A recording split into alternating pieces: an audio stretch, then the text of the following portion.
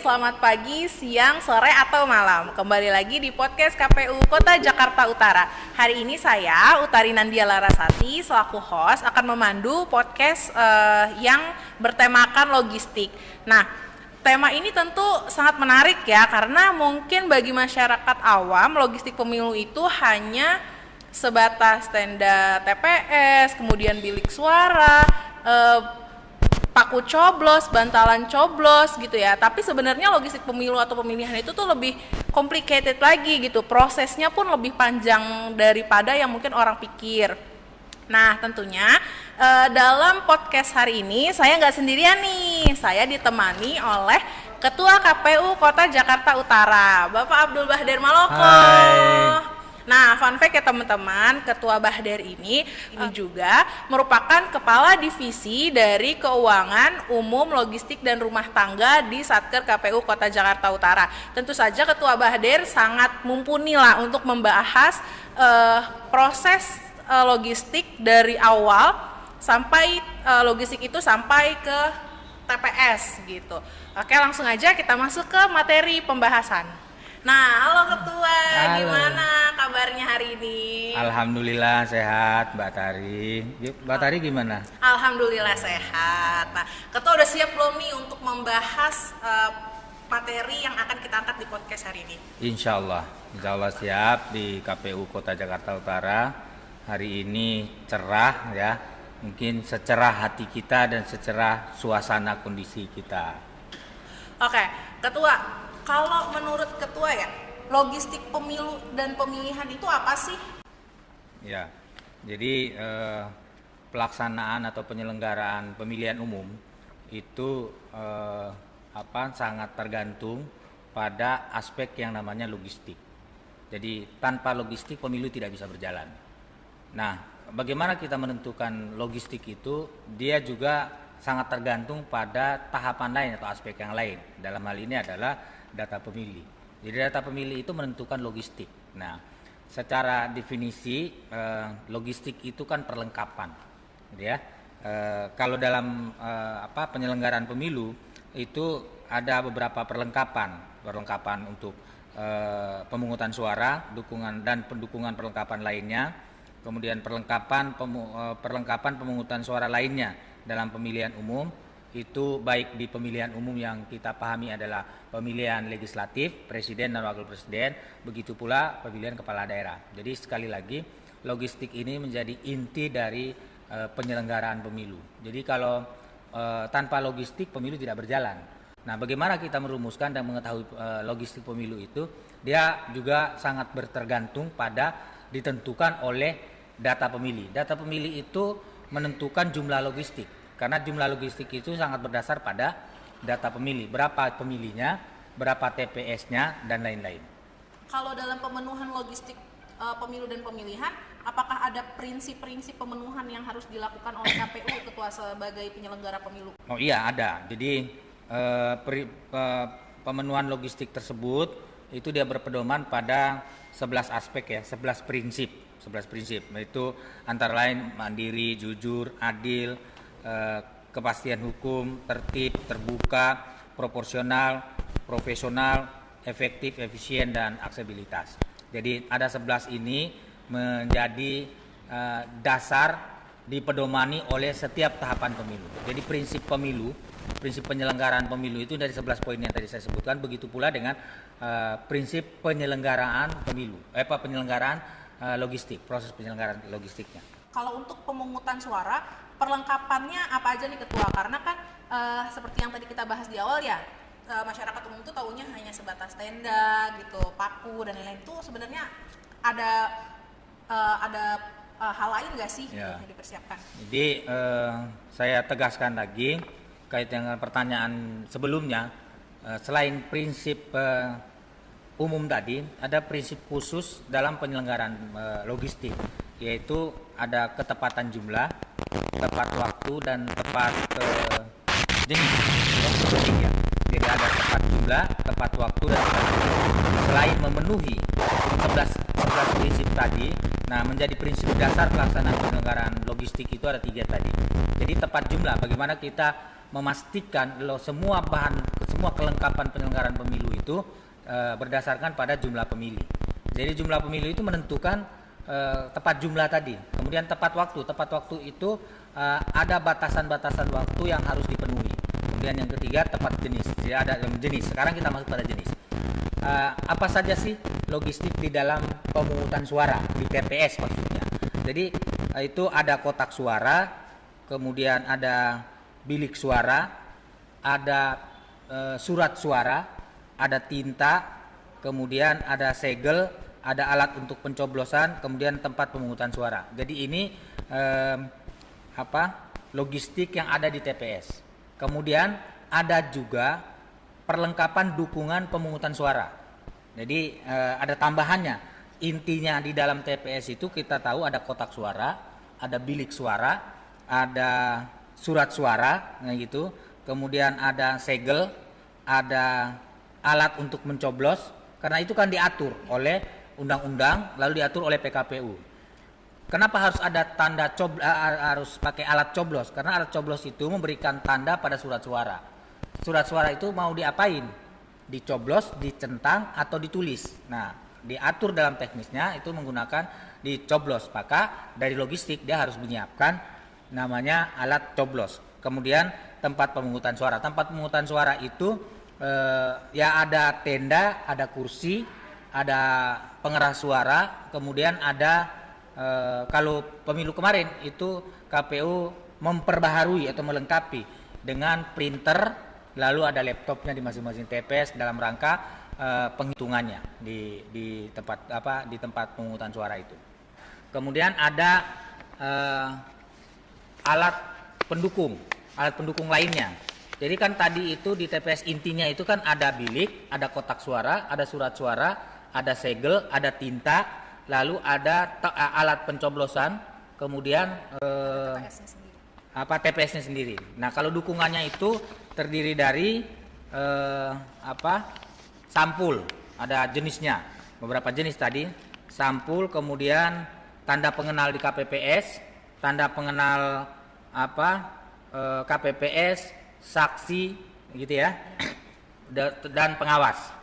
Pengawas itu biasanya di setiap TPS ada, maka mereka diberikan tanda pengenal. Lalu ada karet pengikat, lem, kantong plastik, pena, ballpoint, formulir, stiker nomor kotak suara, kemudian tali pengikat, alat bantu tunanetra.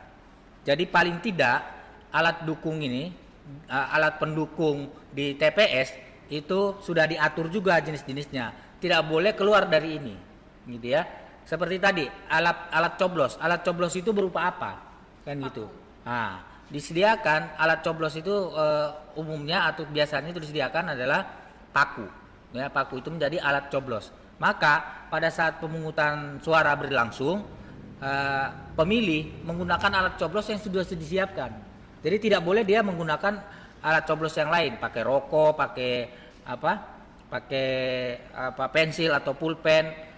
Prinsipnya dia ada bolongan, bukan itu mengganggu keabsahan surat suara karena tidak diatur oleh PKPU-nya atau pedoman teknis di logistiknya. Jadi alat coblos yang harus digunakan yang sudah disediakan oleh KPU atau dalam hal ini KPPS. Kemudian perlengkapan. Jadi ada alat perlengkapan dukungan, ada perlengkapan, ya. Nah, itu seperti salinan DPT, kemudian salinan daftar pemilih tambahan, daftar pasangan calon, daftar calon tetap DPR, daftar calon tetap DPD, daftar calon presiden dan wakil presiden. Kemudian label identitas kotak suara untuk setiap jenis pemilu. Jadi lebih detailnya begini.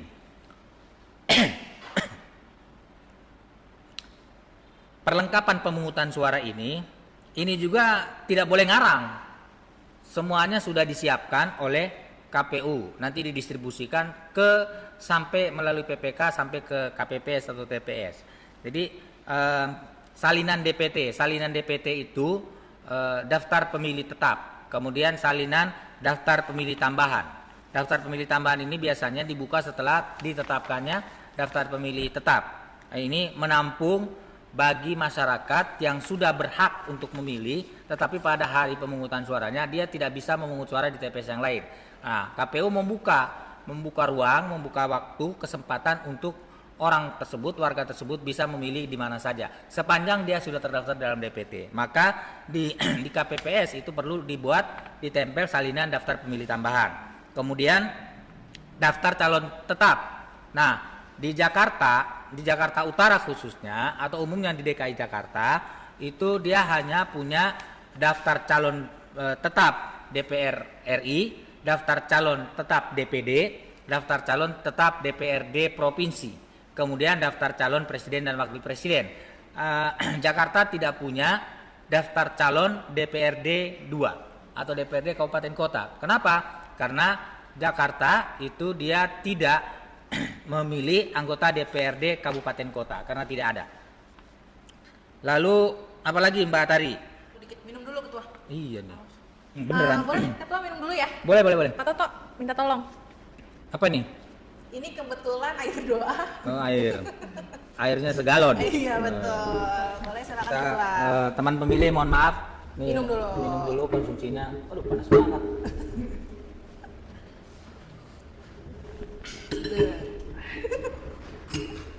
Ya kalau ada masukan, kritik, saran sampaikan aja. Boleh. Kalau misalkan dari pengadaan logistik itu sendiri ketua, dasar hukumnya tuh apa? Oh ada. Jadi tadi di depan saya sudah jelaskan penyelenggaraan pemilu itu sangat tergantung pada namanya logistik pemilu. Maka logistik pemilu ini dia juga dibuat dasar menetapkan jumlah logistiknya. Yang tadi saya bilang ada prinsip dasarnya itu adalah tepat jumlah, tepat waktu, tepat jenis. Nah, untuk mengetahui penyelenggaraan pemilu pengadaan logistik ini, maka setiap KPU kabupaten kota itu dia menetapkan namanya daftar pemilih tetap. Ya. Kemudian menetapkan daftar jumlah TPS. Itu. Kemudian jumlah TPS, jumlah pemilih, kemudian lokasi TPS dan daftar nama petugas KPPS. Okay. Karena itu terkait dengan pengadaan logistiknya, gitu kan. Nah, jumlah pemilih, ditetapkan jumlah pemilih dasarnya untuk menentukan surat suara. Okay. Jumlah pemilih ditetapkan untuk menetapkan jumlah TPS. Jadi dia saling berketerkaitan. Jadi dasarnya di situ. Siapa yang menetapkan? KPU kabupaten kota punya wewenang untuk menetapkan itu semua supaya logistik nanti diadakan itu berdasarkan jumlah pemilih, jumlah TPS gitu ya. Kemudian jumlah lokasi TPS-nya, lalu jumlah KPPS, itu jumlah petugas di KPPS, petugas di TPS. Nah, itu dasarnya gitu. Kalau untuk memonitor logistik gitu ketua secara digital, kita tuh KPU tuh punya nggak sih aplikasi tertentu? Oh banyak Mbak Tari. Jadi seiring dengan perkembangan teknologi, informasi teknologi, KPU setiap tahun itu membenahi diri, memperbaharui sistem yang ada di KPU. Jadi kaitan dengan fungsinya untuk memonitor logistik itu hakikatnya kan ada di KPU RI. Ya, KPU RI yang melakukan pengadaan. Kemudian dibagilah tugas distribusi wewenang dalam rangka pengadaannya. Nah, untuk menetapkan jumlahnya tadi, maka harus dibuat atau untuk memudahkan monitoring oleh KPU RI, dibuatlah aplikasi namanya aplikasi SILOG, Sistem Informasi Logistik. Jadi kapan KPU RI mengadakan surat suara, maka bertahap. KPU kabupaten kota setelah menetapkan jumlah DPT-nya lalu mengusulkan atau menyampaikan kepada KPU provinsi jumlah surat suara yang dibutuhkan. Nah, nanti ada ketentuannya berapa jumlah surat suara yang harus diadakan, gitu kan? Jumlah surat suara yang diadakan itu berdasarkan jumlah DPT ditambah dengan 2% untuk pemilu legislatif, presiden dan wakil presiden. Berbeda dengan pelaksanaan pemilu kada atau pilgub. Kalau pilgub itu surat suara ditambah dengan 2,5%. Jadi ada perbedaannya. Nah, tadi silog itu untuk untuk pengajuan, kemudian untuk memonitor. Jadi sistem informasi yang ada di KPU itu, kalau soal logistik itu namanya Silok, kalau soal daftar pemilih itu namanya Sidali. Nah, kemudian nanti pada saat penghitungan juga ada sistem Sirekap. Nah, kayak gitu. Kalau konsentrasinya di logistik ya Silok. Tapi yang masuk ke Silok itu bukan cuma surat suara kan Ketua, termasuk segel, Oh iya, semuanya yang saya bilang tadi, perlengkapan di TPS, kemudian perlengkapan dukungan di TPS. Kan ada bilik suara, kotak suara, surat suara, tinta, kemudian TPS-nya. TPS itu apa yang dibutuhkan di TPS? TPS itu karena tenda, kursi, bangku. Nah, itu di luar pengadaan dari KPU RI. Nah, itu masing-masing. Jadi nanti Silok itu membuat perencanaan, mengusulkan berapa jumlah surat suara yang dibutuhkan, berapa kotak suara yang dibutuhkan, berapa bilik yang dibutuhkan sesuai dengan ketentuan PKPU-nya. Kalau di Undang-Undang Pemilih dan PKPU, pedoman teknisnya itu menentukan setiap TPS mendapatkan 4 bilik suara. Jadi bilik kotak itu menyesuaikan dengan jenis pemilunya. Nah, jenis pemilu di DKI itu kecuali pemilu legislatif DPRD provinsi, DPRD kabupaten kota. Maka kita temukan di TPS itu hanya ada kotak suara DPR, kotak suara DPR RI, kotak suara DPD, kemudian kotak suara DPRD provinsi, lalu kotak suara presiden dan wakil presiden. Berarti ada 4. Berbeda dengan tetangga kita di Bogor, berbeda dengan Bekasi. Bekasi 5. Kenapa 5? Karena dia legislatifnya ada juga di kabupaten kota. Maka kotak suaranya ada 5. Di Jakarta, di setiap Jakarta, utara, timur, barat itu dia hanya 4 tadi. Nah, menyinggung tentang pengadaan logistik itu ya Ketua. Jadi kalau berdasarkan peraturan undang-undang seperti yang kita ketahui, pengadaan logistik itu kan bisa dilakukan oleh Sekretariat Jenderal KPU, Sekretariat KPU Provinsi, Sekretariat KPU Kabupaten Kota maupun PPLN ya. Boleh tolong dijelaskan nggak Ketua, ada metode apa saja sih yang bisa dilakukan KPU dalam melaksanakan pengadaan logistik? Pengadaan logistik pemilu ini dilakukan dengan cara swakelola atau dengan penyedia. Berarti ada 2 cara ya Ketua? Ada 2 cara, tapi tidak menyampingkan prinsip-prinsip pengadaan barang dan jasa. Ini kan ditentukan oleh lagi-lagi kita dasarnya kepada Undang-Undang Pemilu, kemudian PKPU dan Pedoman Teknis Pengadaan Logistik. Nah, soal wewenang dan tugasnya itu bisa dibagi. Ada logistik tertentu yang diadakan oleh KPU RI, ada logistik tertentu diadakan oleh KPU provinsi atau kabupaten kota. Jadi pembagian atau distribusi wewenang itu terjadi, tapi tidak meninggalkan prinsip-prinsip pengadaan barang dan jasa yang kita kenal itu adalah prinsip efisien, efektif, transparan, dan terbuka serta bersaing, adil dan akuntabel. Nah, setelah adanya pengadaan logistik, KPU kan juga punya tugas ya Ketua, yaitu penyortiran logistik, pengepakan logistik, dan juga loading logistik. Dalam hal penyortiran logistik, itu apa yang dilakukan sama KPU Ketua? Ya, jadi kembali lagi tadi di dasar penyelenggaraan logistik pemilu, itu ada tepat jumlah, tepat jenis, kemudian tepat waktu. Jadi 3 hal ini tidak boleh dikesampingkan, dia harus memenuhi prinsip dasar ini. Maka secara teknis penyelenggaraan oleh KPU provinsi maupun di KPU kabupaten kota, tapi lebih banyak ada di kabupaten kota, KPU kabupaten kota, itu antara lain adalah penyortiran logistik. Penyortiran logistik itu terkait dengan tepat jumlah dan tepat jenis. Maka setiap barang atau setiap logistik yang datang itu dia memastikan apakah jumlahnya tepat sesuai dengan usulan. Nah, tepat jumlah ini berdasarkan pada jumlah pemilih, kemudian jumlah TPS dan jumlah petugas TPS. Jadi tiga poin itu yang dia harus memperhatikan, sehingga secara teknisnya itu membuka kemasan, kemudian memastikan kesesuaian tadi. Jadi setiap logistik yang dikirim itu kan ada pejabat penerima barang. Nah, pejabat penerima barang inilah yang menerima barang, kemudian mengecek, mengcross-check barang sesuai dengan DO-nya.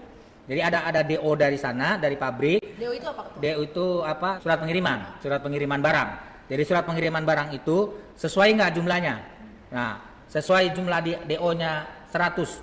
Nah, di kemasannya biasanya ada tuh ditulis 100. Jadi tidak cukup sampai di situ. Nah, tapi kemudian dibuka, dicek dulu kesesuaiannya. Kemudian langkah kedua adalah menentukan, memastikan bahwa dalam kemasan yang dibuka tadi itu dia sesuai dengan jenis. Kalau barangnya itu kotak suara, kalau kotak suara secara mata telanjang bisa kelihatan, oh iya benar di kotak suara. Tapi jenis-jenis logistik yang lain itu kan di packing, di pack, dibungkus ya dalam bungkusan. Nah itu yang kita sebut dengan dibuka kemasannya, kemudian melihat jumlah, melihat jenis. Jenisnya apakah sama? Umpama segel. Nah di label kemasannya itu ditulis segel. Itu. Kemudian menghitung, itu memastikan jenis. Jenis itu terkait dengan apakah barang ini segel itu sesuai dengan pesanan apa enggak. Spesifikasinya, gitu kan. Lalu jumlah logistik yang kita terima tadi itu. Kemudian kesesuaian isi dengan informasi yang tertera pada BA tanda terima barang, BTTB. Nah, BTTB. Jadi ada suratnya tadi saya bilang DO-nya itu.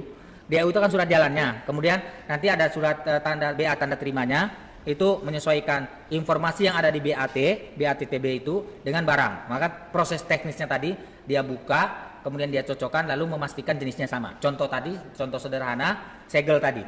Jadi di kemasannya di DO-nya atau di BTT-nya itu segel, maka barangnya harus segel.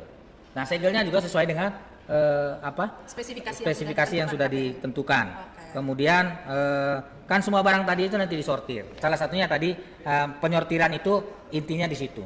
Nah, itu di logistik kalau pemenuhan logistik di TPS itu yang kan ada surat suara, ada bilik suara, kotak suara. Kemudian dukungan kelengkapannya itu ada ATK. ATK itu kan ada ballpoint, kemudian ada spidol, ada karet gelang, gitu ya, ada tali rafia. Nah, semuanya biasanya disortir itu kaitan dengan sortir tepat jenis, sortir tepat jumlah. Nah, berarti pada dasarnya penyortiran logistik itu dilakukan untuk memisahkan ya Ketua, untuk ketika barang itu datang dicek dulu ya mana barang rusak atau yang layak untuk jadi itu ya Ketua. Tadi lupa tepat jumlah, berarti sesuai. Kemudian tepat jenis, berarti sesuai dengan pesanan, kira-kira seperti itu. Kemudian pada saat tahap penyortiran itu adalah memeriksa barang. Kalau dia pertama jumlah yang dipesan itu 100, maka datangnya harus 100. Maka dicek tadi. Kalau terjadi kekurangan, maka nanti dibuat pengusulan, gitu kan? Pengusulan bahwa berita acaranya tadi itu ada kurang. Kemudian ada yang cacat. Segel tadi bisa sobek, gitu kan? Atau bisa komplain. Kita bisa menyampaikan ke KPU RI atau ke perusahaannya, pabriknya yang itu. Nah, kemudian dalam hal terjadi kerusakan itu kan Sekretariat KPU Kabupaten Kota permohonan kekurangan logistik kepada pejabat pembuat komitmen. Jadi alurnya seperti itu. Ya, ringkasnya pada saat penyortiran tadi itu dia tidak boleh salah jumlah, tidak boleh salah jenis. Salah jenis itu terkait dengan cacat, kekurangan dan lain sebagainya. Oke, baik. Nah, demikian pun kalau terjadi kelebihan yang Ketua, maka barang yang kelebihan itu harus disimpan di tempat yang aman ya? Ya, dan itu tercatat, semuanya tercatat gitu, tercatat disampaikan. Nanti kan laporan. Jadi dia tidak lagi sistem manual. Nah, setelah pejabat penerima barang tadi menerima barang, kemudian nanti operator di KPU Kabupaten Kota melaporkan melalui silok tadi. Jadi siloknya segelnya kurang apa enggak? Amplopnya kurang apa? Amplop itu kan beberapa jenis ya. Amplop surat suara sah, amplop surat suara tidak sah, kemudian amplop formulir daftar hadir dan seterusnya. Nah, sampul bukan amplop ya, sampul namanya. Nah, untuk penyedianya sendiri ini juga kita kan gak sembarangan ya Ketua, mereka sudah melalui proses panjang juga ya. Nah, yang aku ketahui juga ya Ketua, untuk menjadi penyedia logistik pemilu dan pemilihan itu juga nggak mudah ya. Mereka itu harus melewati proses yang panjang juga yang sudah ditentukan oleh KPU RI, seperti tender, lelang. Kayak gitu teman-teman. Nah, setelah proses penyortiran logistik selesai, KPU itu kan juga perlu melakukan perhitungan logistik. Setelah itu selesai, maka masuk ke tahap pengepakan logistik. Ketua boleh tolong bantu jelaskan nggak sih itu proses pengepakan logistik itu ngapain aja? Ya, jadi tadi kan sudah disampaikan bahwa dalam melakukan pengadaan barang dan jasa itu tidak boleh menyampingkan prinsip-prinsip dalam pengadaan barang dan jasa. Hal ini khususnya pada logistik. Apa prinsipnya? Salah satunya adalah transparansi. Maka proses untuk mengadakannya juga dilakukan tidak sembunyi-sembunyi, gitu kan? Transparansi itu dijunjung tinggi, sehingga pada pelaksanaan pengadaan logistik ini melalui tahapan tender, lelang-lelang terbuka, lelang-lelang terbuka, kemudian menggunakan e-katalog gitu, dan itu semua operator yang ada di kabupaten kota yang melakukan sesuai dengan kewenangannya ditentukan. Jadi semua jenis logistik yang ada itu tidak sembarangan diadakan oleh pihak-pihak yang terkait gitu. Jadi KPU RI dia punya wewenang tersendiri mengadain apa kan itu, dan itu diatur KPU ke provinsi apa, KPU kabupaten apa. Jadi distribusi kewenangan itu juga dilakukan secara transparan. Pada saat pengadaan juga transparan melalui tadi tender terbuka, kemudian semua barang jenis itu tinggal dilihat pada e-katalog yang ada sebagaimana yang diatur oleh proses lelang yang diatur oleh Menteri Keuangan kalau nggak salah ya. Kemudian yang disebut setelah disortir, setelah tahap penyortiran, setelah barang ini datang disortir, kemudian semua dianggap lengkap sesuai dengan jumlah, sesuai dengan jenis, maka proses yang berikutnya adalah proses pengepakan atau kita sebut dengan packing logistik. Packing logistik itu apa saja yang dibutuhkan? Pertama, menyiapkan daftar alokasi kebutuhan masing-masing jenis logistik per TPS. Jadi per TPS itu kan ada surat suara intinya, ada bilik suara, ada kotak suara, kemudian ada sampul, lalu ada tinta, ada alat coblos. Jadi itu disusun sesuai dengan jenis per jumlah per TPS. Jadi contoh kotak suara itu sesuai dengan jenis pemilihnya, berarti ada 4 ya. Kotak suara DPR RI, kotak suara DPD RI, kotak suara DPRD, kotak suara presiden dan wakil presiden, kan ada 4 tuh ya. Berarti di TPS per jenisnya dibuat daftar 4 kotak suara sesuai dengan jenis. Kemudian surat suara pun demikian mengikuti, kan otomatis mengikuti ya. Lalu bilik suara juga ditentukan, tidak sembarangan gitu kan. Ditentukan jumlah per TPS-nya. Contohnya 4 bilik suara. Demikian pula dengan yang paling kita remehkan itu di alat kelengkapan TPS. Sering kurang nih kita, gitu kan. Sering serabutan. Karet gelang itu berapa sih? Gitu. Satu gepok itu atau berapa Ini satu pack sih sekarang ketua gitu. Iya, satu pack, tapi kan diatur dalam TPS itu jumlahnya. Itu dihitung. Jadi tidak sembarangan untuk ngambil serauk dikasih enggak. Jadi dihitung gitu. Kemudian logistik. Jadi ini kan manajemen mengatur logistiknya itu juga harus rapi. Karena pertama, selain tiga prinsip tadi, juga prinsip yang lain adalah mengenal logistik pemilu, mengenal jenisnya dan mengenal jumlahnya supaya tidak salah dalam pengepakan. Pertama kita ngatur sesuai dengan jenis per jumlah TPS, lalu berikutnya kita ketahui juga bahwa mana barang logistik yang terdapat di dalam kotak, mana juga barang yang di luar kotak. Dan itu juga karena pengirimannya itu ada logistik di dalam kotak, ada logistik yang di luar kotak, tidak boleh salah. Gitu.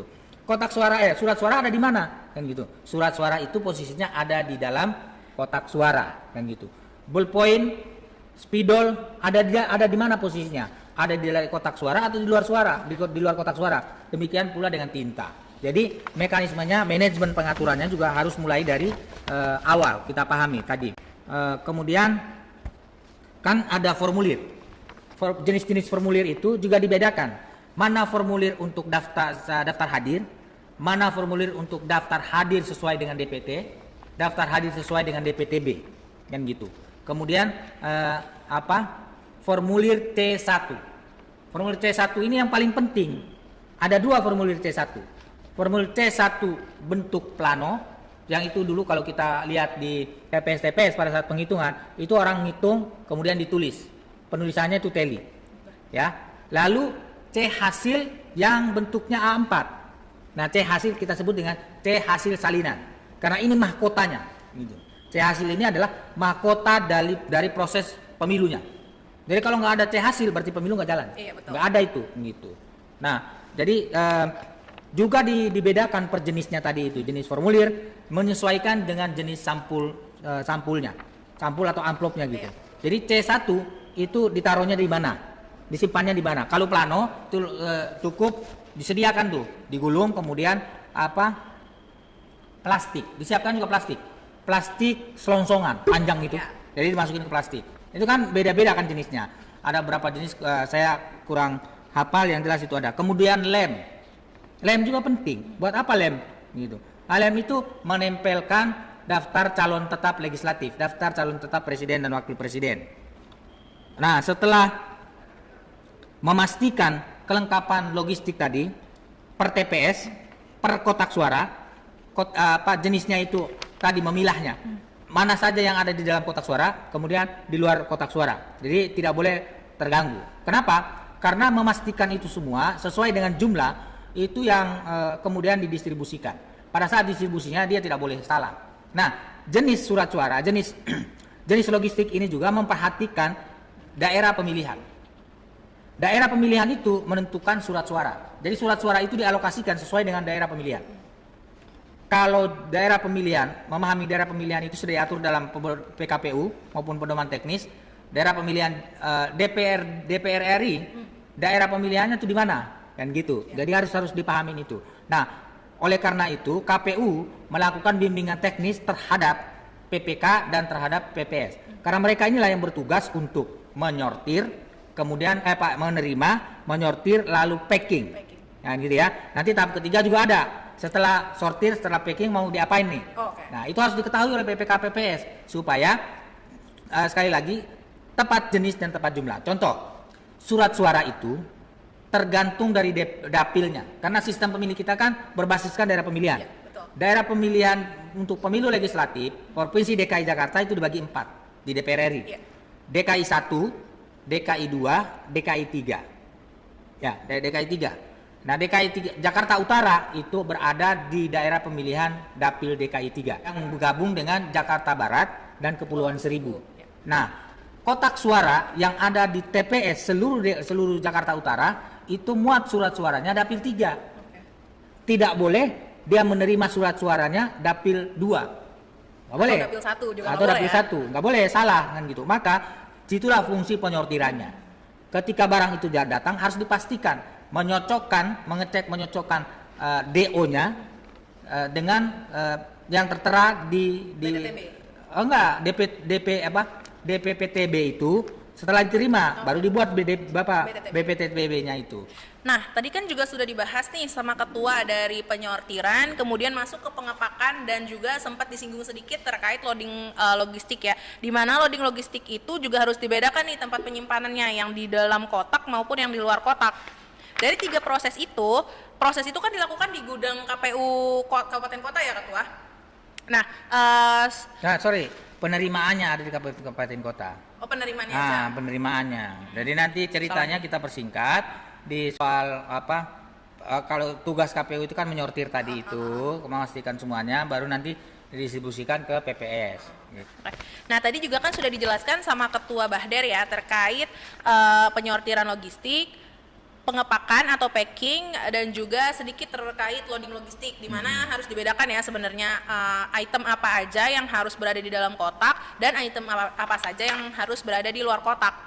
Adapun penyimpanan dan penyortiran logistik dilakukan di gudang KPU Kabupaten Kota. Sebagai tempat penyimpanan logistik di Ketua, gudang itu harus ada syarat-syarat tertentu nggak sih? Maksudnya sebuah tempat harus ada syarat tertentu nggak sih yang supaya dia bisa dijadikan gudang gitu? Oh iya, ada. Jadi tadi kan kita sudah di 3 tahap tadi, menyortir, kemudian pengepakan, packing, kemudian loading. Gitu ya. kan. Loading itu dimaknai begini. Secara umumnya loading itu logistik. Kita membedakan logistik yang ada di dalam kotak dan ada di luar kotak gitu. proses penyortiran itu juga panjang. Proses penyortir tadi. Kalau penyortiran di surat suara itu sorlipat. Jadi sortir, lipat, sorlipatung. Sortir, lipat, dan hitung. Oke. Jadi proses penyortiran khusus di surat suara, selain dia mengecek jumlah, juga dia mengecek yang namanya cacat atau tidaknya. Oke. Gitu. Jadi 3 tahap tuh surat suara. Ngitung, sortir, lalu dia lipat. Oke. Gitu. Jadi ini kita menggunakan tenaga masyarakat. Oke. Ya, menggunakan tenaga masyarakat untuk mereka menyortir dan melipat. Lalu kemudian pada saat penghitungan packingnya ini, teman-teman di PPS gitu, menghitungnya barang ini harus sesuai dengan jumlah. Oke. Sesuai dengan jumlah per TPS-nya. Surat suara ini ditetapkan berdasarkan jumlah DPT. Oke. Tambah 2,5% per jumlah TPS.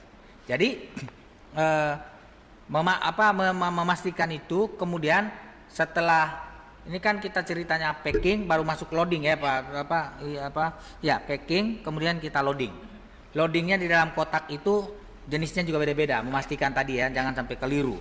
Nah, ada loadingnya di dalam kotak itu, surat suara tentunya ada di dalam kotak. Ya. Tinta ada di dalam kotak, segel alat untuk memberikan tanda pemilih atau pencoblos juga di dalam kotak, kemudian kantong plastik, jenis formulir, lalu formulir yang plano, C1 plano maupun formulir yang C4.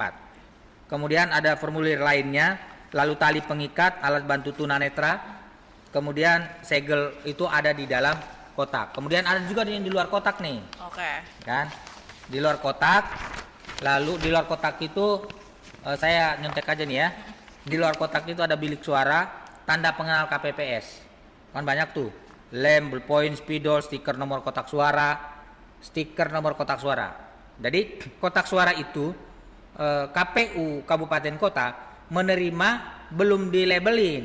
Iya, polos ya. Ini bolos. Ya. Nanti labelingnya ada di teman-teman PPPS. Ya. Menulis nama kecamatan, nama kelurahan, kemudian nomor TPS. Ya. Nah, jadi sesuai itu. Nanti di formulir juga ada ditulis di situ, ada kecamatan, ada kelurahan, ada nomor TPS supaya tidak tertukar. Ya. Tidak boleh tertukar tuh. Apalagi formulir yang isinya surat suara. Ya. Surat suara TPS ini jumlahnya sesuai dengan DPT yang sudah dialokasikan. Ya. Maka logistiknya harus sesuai dengan itu. Jadi manajemennya harus diatur. Nah, di luar surat suara, di luar kotak suara itu ada stiker, ada salinan DPT, ada salinan DPTB dan lain-lain. Nah, itu nanti di luar kotak. Jadi setelah itu semua rapi nih ya, rapi semuanya, adanya posisinya di PPS. Oke. Baru nanti didistribusikan ke KPPS. Nah, kapan didistribusikannya? Nah, didistribusikan itu H-1, mulai H-1. Jadi teman-teman KPPS sudah menyediakan TPS-nya. Di mana TPS-nya? Kan sebelumnya kan sudah ditentukan di mana lokasinya. Nah, nanti PPK mendistribusikan TPF kotak suara itu dan milik ini melalui PPS. Nah, kemudian pada saat logistik datang itu kan harus ditampung dulu. Oh iya, betul. Ya kan? Ya. Ditampung dulu di kantor di KPU Kabupaten Kota. KPU Kabupaten Kota dia harus menyediakan tempat, kan gitu. Jadi tidak serampangan juga, ya. Ada syarat tertentu Ya. menggunakan gudang, namanya gudang sewa. Jadi gudang sewa itu dia harus ada kamera CCTV, tidak rawan banjir, tidak bocor, kemudian sudah dilakukan fumigasi. Fumigasi itu apa? Supaya penyemprotan anti rayap ya. Anti rayap. Kenapa? Karena barang logistik itu jenisnya jenis kertas. Ya. Formulirnya, surat suaranya juga jenis kertas. Kalau spesifikasi kotak suaranya adalah duplek. Oke. Gitu ya, anti air, kotak suaranya anti air. Dia bisa bebannya bisa menerima beban itu bobotnya lebih dari 50 kilo. Iya. Bisa itu. Jadi kekuatannya bisa. Nah, syarat gudang tadi itu harus dipenuhi. Iya. Kemudian dicari gudangnya sesuai dengan kebutuhan. Maksudnya luasnya gitu. Luasnya itu sesuai dengan kebutuhan. Nah, ini berbeda teman-teman pemilih yang ada di di Jakarta maupun di seluruh Indonesia. Jakarta cari gudang itu susah, ya. Kalau spesifikasinya tadi semua Jakarta lengkap. Ya. Ada WC-nya, ada kamar mandinya, mau yang keramik atau tanah juga ada. Ya. CCTV lengkap kan gitu. Tapi persoalannya adalah harga sewanya. Itu. Gitu kan. Jadi harga sewanya itu dia hitungnya ada yang per meter persegi, itu sewa per meter persegi per bulan, ada yang per tahun. Gitu. Tapi KPU RI mensyaratkan minimal itu ada penjaga gudangnya juga. Gitu. Jadi selain tadi rawan tidak bebas banjir, bebas bocor tentunya, kemudian CCTV, ya, lalu toilet, kemudian penjaga. Jadi ada 5 unsur itu yang harus dipenuhi, kira-kira seperti itu, Mbak Tari. Nah, kemudian strategis. Strategis itu apa? Gitu kan? Strategis itu mudah dijangkau. Mudah dijangkau itu kalau hitungan di Jakarta itu secara geografisnya tidak terlalu rumit, tidak terlalu secara geografis wilayahnya itu tidak seperti yang teman-teman yang di daerah, terjangkau, ya, terjangkau, semuanya terjangkau. Tetapi kita kan melihat dari jarak tempuh, bukan jarak tempuh, waktu tempuh, gitu. Jadi gudang itu tidak boleh di luar wilayah kabupaten kota yang bersangkutan. Dia harus ada di wilayah kabupaten kota itu supaya jarak tempuh dan waktu tempuhnya itu terjangkau. Minimal begitu. Paling tidak hitungannya waktu tempuhnya. Jakarta bukan persoalan jarak tempuhnya, gitu kan yang kita ketahui. Sistem moda transportasi Jakarta itu sangat sulit untuk tantangannya terhadap waktu tempuhnya, gitu. Jadi karena apa? Karena kita mempertimbangkan waktu tempuhnya, karena prinsip logistik itu menyangkut dengan tepat waktu. Jadi kalau H-1 itu semua logistik, semua urusan logistik itu sudah ready berada di TPS masing-masing. Maka kerja teman-teman KPPS itu H-1 itu sudah menyiapkan TPS. Lalu menerima logistik pemilu pada malam hari. Jadi dia bekerja dari H-1 pagi sampai dengan malam, lalu sampai dengan malam lagi di hari-harinya. Iya, betul. Jadi waktu kerjanya memang 36 jam, bahkan 48 jam gitu. Kalau kasus 2019 itu kan diputuskan supaya diperpanjang waktu penghitungan suaranya, ya, sampai dengan jam 12 pada hari berikutnya, gitu. Di kejadian juga di tahun 2024, gitu. Jadi teman-teman KPPS itu memang sudah disaring, sudah dijaring oleh KPPS-nya orang-orang yang memang berpengalaman. Dan pertama kan ada syaratnya tuh, sehat jasmani dan rohani, gitu.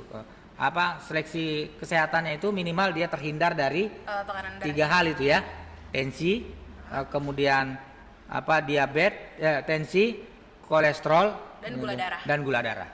3 hal itu. Jadi kemudian dia tidak punya komorbid, penyakit bawaan. Jadi itu seleksinya ketat oleh teman-teman PPS. Kita juga harus berdomisili, ya. Harus berdomisili tersebut, kecuali hal-hal yang tertentu KPU bisa mengambil langkah untuk mengambil langkah men-take off kaitan dengan permasalahan yang ada di TPS tersebut. Umpama KPPS-nya pada hari hanya dia mundur, gitu ya. Mundur semua nih. Bagaimana caranya? Dia bisa merekrut KPPS yang ada di wilayah tersebut atau di wilayah lain, di wilayah sanggahnya, atau KPU yang langsung menghandle di KPPS itu kalau terjadi hal-hal yang tertentu. Jadi begitu, Mbak Tari. Di kaitan distribusi saya kira Jakarta tidak ada persoalan, karena geografisnya, jadi tidak serumit, tidak seperti di daerah-daerah. Tapi persoalan kita adalah waktu tempuh. Waktu tempuh dengan kondisi wilayah kondisi cuaca hujan. Iya, betul. Nah, gitu. Di 2024 kemarin boleh minum nggak sih? Boleh, silakan. Mana nih, apa? Manajernya mana manajernya? Minuman ini disponsori oleh Bapak Toto.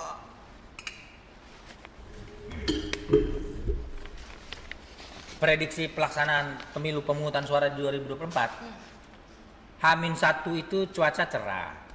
Dan kita prediksinya bahwa tidak terjadi hujan. Namun setelah didistribusi kan sepanjang hari itu, H-1 itu kan dari pagi, siang sampai malam tuh distribusi, ngalir terus. Begitu barang logistik kita nyampe di lokasi gitu, baru terjadi hujan di tengah malam. Kan gitu. Sehingga ada beberapa TPS kita yang memang lokasinya rawan banjir tadi tidak bisa diperhitungkan. Maka tadi prinsip tadi itu adalah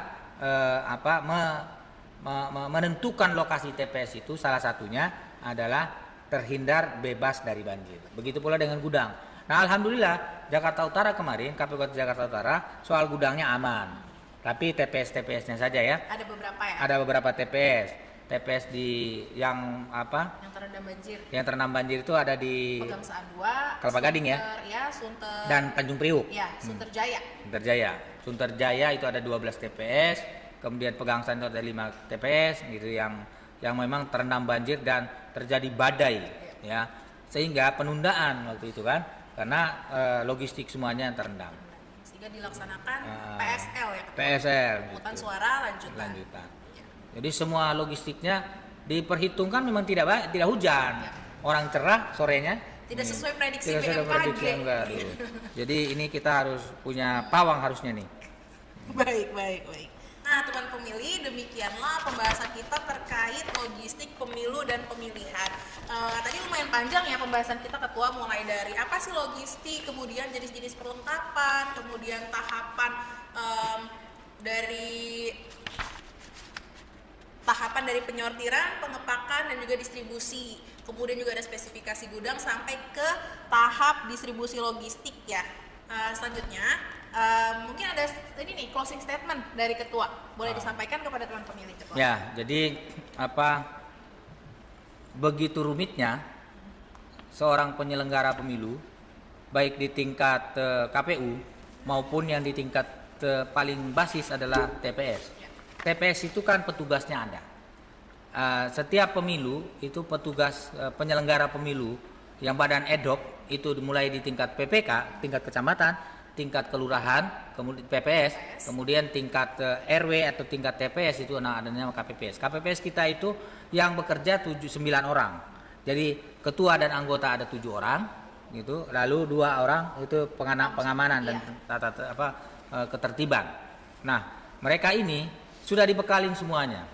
Baik dari sisi logistik, kemudian kepada pelaksanaan pemungutan suaranya, lalu pada pelaksanaan penghitungan suaranya di tingkat KPPS. Jadi tingkat KPPS itu KPU memberikan pembekalan dan bimbingan teknis terkait dengan logistik pemilu, kemudian tata cara pemungutan, lalu tata cara penghitungan.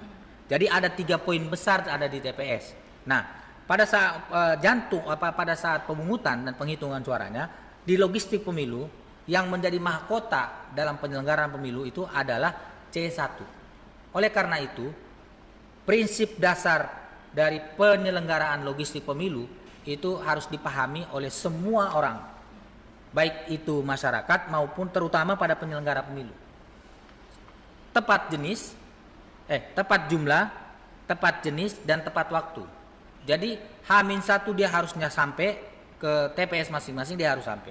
Kemudian tepat jenis yang sebagaimana kita ketahui bersama tadi.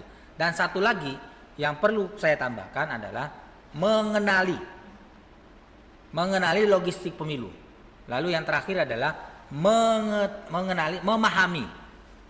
Jadi karet gelang itu kayak apa sih bentuknya? Sesimpel itu ya? Iya, gitu. Salah satunya. Formulir itu jenis formulir itu bermacam-macam. Yang mahkotanya saya bilang tadi adalah formulir C1. Formulir C1 itu ada dua bentuk. Ada bentuknya A4, ada bentuknya plano. Dan formulir C1 ini tidak boleh jatuh kepada orang yang berwatak jahat.